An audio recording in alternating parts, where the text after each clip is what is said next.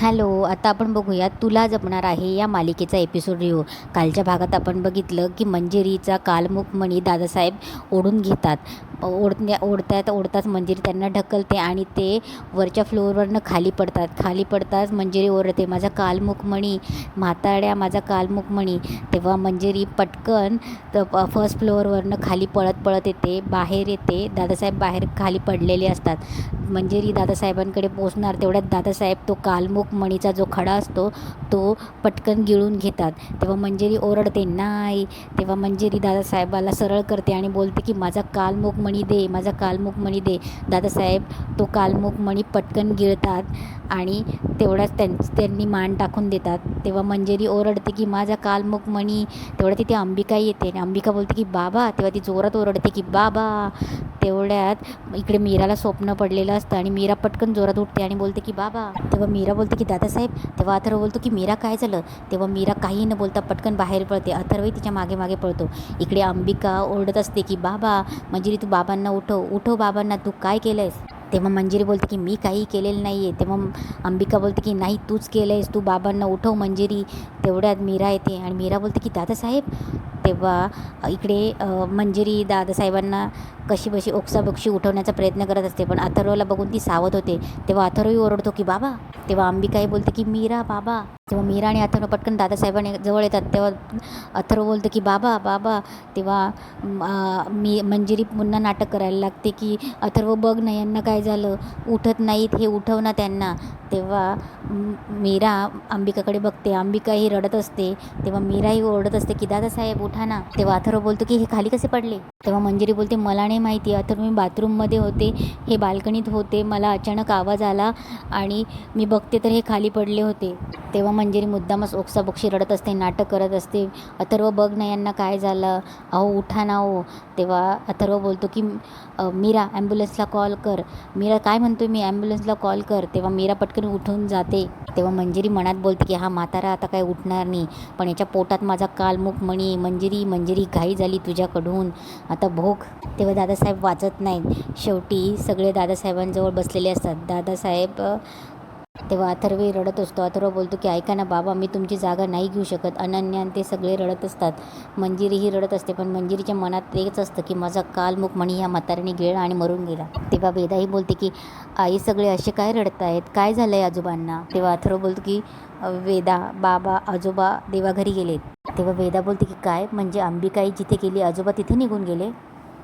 तेव्हा वेदा बोलते की अंबिकाई गेली, आजोबाई गेले, मी जर समर कॅम्पला गेली नसती ना तर हे झालंच नसतं. तेव्हा अथर्व तिला जवळ घेतो आणि बोलतो की नाही वेदा असं काही नाही आहे. तेव्हा अंबिका बोलते की वेदाच्या आयुष्यात इतकी दुःख का का आई. वेदा बाळा मला माफ कर, मी नाही तुझ्या आजोबांना वाचवू शकली. तेव्हा अंबिका बोलत असते की मीरा हे सगळं मंजिरीने केलं आहे, हे सगळं इनेच घडवून आणले, पण इतकी क्रूर बाई कशी असू शकते, मी कधीच इतकी क्रूर बाईच्यासारखी बघितली नाही. इकडे मंजिरी खोटं रडत असते आणि बोलते की या कालमुख मणीशिवाय मी कशी जगणार, या म्हाताऱ्याच्या पोटात कालमुख मणी गेला आहे. तेवढ्यात इन्स्पेक्टर आणि त्यांची टीम येते. तेव्हा अजित सांगायला येतो की अथर्व इन्स्पेक्टर आलेत, मी बघतो. तेव्हा अजित इन्स्पेक्टरांशी बोलत असतो, तेवढ्यात तिथे अथर्व येतो. तेव्हा अथर्व पाठीमागे मंजिरी आणि मीरा येते आणि अंबिका येते. तेव्हा इन्स्पेक्टर साहेब बोलतात की नमस्कार अथर्व साहेब, दादासाहेबांचा पोस्टमॉर्टम रिपोर्ट आला आहे.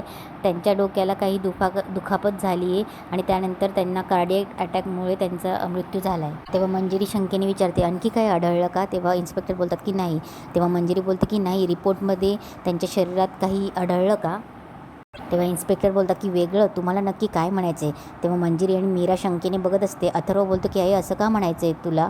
तेव्हा असं का विचारतेस. तेव्हा मंजिरी बोलते नाही, त्यांना असं अचानक चक्कर आली ना. तेव्हा मंजिरी उत्तर देते की नाही, अनपेक्षित होतं ना, म्हणजे त्यांच्या खाण्यात, त्यांच्या औषधामध्ये किंवा असा एखादा घटक ज्याच्यामुळे त्यांच्यासोबत असं झालं असेल. तेव्हा मीरा मनात बोलते की मंजिरी असं का विचारते. तेव्हा इन्स्पेक्टरही बोलतात की नाही असं काहीच आढळलेलं नाही आहे, रिपोर्टमध्ये कुठल्याही बाह्य पदार्थांचं म्हणजे काही आलेलं नाही आहे. तेव्हा मंजिरी मुद्दाम रडत असते, माझं होतं नव्हतं सगळं गेलं, आता हेच नाही तर मी तरी जगून काय करू. तेव्हा अथर्व तिला धीर देतो. तेव्हा अंबिका बोलते की मीरा हिला आत घेऊन चल. तेव्हा मीरा बोलते की वेदाचे बाबा आईसाहेबांना आरामाची गरज आहे, नाही तर ते आजारी पडतील. तेव्हा अथर्व बोलतो की आई प्लीज जा, तू मध्ये आराम कर, सगळ्यांचे अंत्यदर्शन झाले की मी तुला बोलवतो. तेव्हा मंजिरी बोलते की नाही अथर्व, मला यांना सोडून कुठेच जायचं नाही आहे, तेव्हा अथर्व बोलतो की आई प्लीज जरा ऐक. तेव्हा मीरा बोलते की आई साहेब चला. तेव्हा मीरा तिला आतमध्ये घेऊन जाते अंबिकांती. इकडे नर्मदा रडत असते. तेव्हा माया बोलते की सासूबाई मला डाऊट येतो आहे. तेव्हा नर्मदा बोलते की इथे दुःखाची वेळ, संशय कसले घेते. तेव्हा माया बोलते की ॲटलिस्ट माझ्यासमोर तरी नाटक करू नका. तेव्हा नर्मदा बोलते की माया माझा भाऊ गेला आहे, जगात याच्यापेक्षा दुसरं दुःख काहीच नाही आहे माझ्यासाठी. तेव्हा माया बोलते की ओके आय एम सॉरी, मला माहिती तुम्ही दुःखात आहात त्याबद्दल आय एम सॉरी, पण मला 100% गॅरंटी आहे दादासाहेबांचा मृत्यू असा अचानक अपघाताने नाही झाला आहे, त्याला मारलं आहे आणि त्या मंजिरीने मारलं आहे. तेव्हा नर्मदा बोलते की काय वेडी आहेस का, ती का मारेल त्याला. तेव्हा माया बोलते की स्वतःच्या स्वार्थासाठी ही बाई तिला जे हवं आहे ते मिळवते आणि जर कोणी मध्ये आलं ना तर त्याला मारायलासुद्धा कमी करत नाही, तिला चांगलंच ओळखून आहे मी. तेव्हा नर्मदा बोलते हे बघ तू म्हणतेस ते जरी खरं असलं ना ते सिद्ध कसं करायचं. तेव्हा माया बोलते माहीत नाही. तेव्हा माया बोलते but I am sure 100% Meera या गोष्टीचा शोध घेणार. इकडे मीरा आणि अंबिका मंजिरीला खोलीत घेऊन येतात आणि जोरात हाताने ढकलतात. मीरा पटकन दरवाजा लावते. तेव्हा मंजिरी बोलते की थांबा जरा, मला माहिती तुम्हाला काय विचारायचं आहे की तुमच्या सासऱ्याला कोणी मारलं. तेव्हा मंजिरी बोलते की कारण मीच मारलं आहे त्या म्हाताऱ्याला, कारण त्याची हिंमत खूपच वाढली होती आणि त्याला त्याची जागा दाखवणं गरजेचं होतं. कारण मंजिरीसमोर जो उभा राहतो ना त्याचं शेवट हाच होतो आणि त्याचं ज्वलंत उदाहरण तुमच्यासमोर आहे. तेव्हा मीरा जोरात कानाखाली वाजवते मंजिरीच्या. मंजिरी ओरडते की मीरा. तेव्हा अंबिका बोलते की मीरा माझ्याकडून पण एक मार. तेव्हा मीरा पुन्हा कानाखाली वाजवते. तेव्हा मंजिरी काहीतरी बोलणार तेव्हा मीरा तिच्याकडे एक बोट करून तिला धमकीचा इशारा देते. इकडे दामोदर उठतो आणि अजित बाजूला बसतात.